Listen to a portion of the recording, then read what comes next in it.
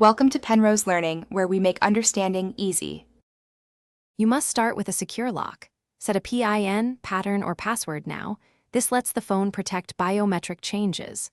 Once done, make sure your phone is updated and the fingerprint sensor is clean. Oil and moisture reduce accuracy.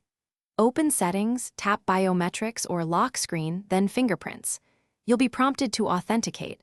Follow that immediate prompt to begin the enrollment process. Do not skip authentication, because Samsung ties fingerprint changes to your secure lock for safety. You'll now decide whether to move or add a fingerprint. If changing location, delete the old print entries first. This prevents conflicts. Tap Add Fingerprint.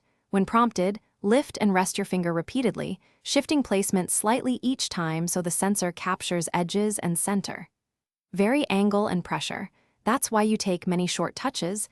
It trains the algorithm to recognize your finger from more positions. Make sure to register each finger you use for unlocking.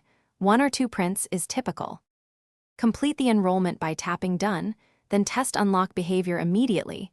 Try 5 to 10 quick unlocks using different angles and grip styles. Once you're satisfied, enable fingerprint options for device unlock and any app protections you use, so the system applies the new placement. If you see repeated failures, re-enroll the finger. If issues persist, reboot the phone and clear biometric data cache or re-add prints after a restart. That troubleshooting step fixes most sensor hiccups, especially. Thanks for watching. If this was helpful, leave a like and consider subscribing. See you next time.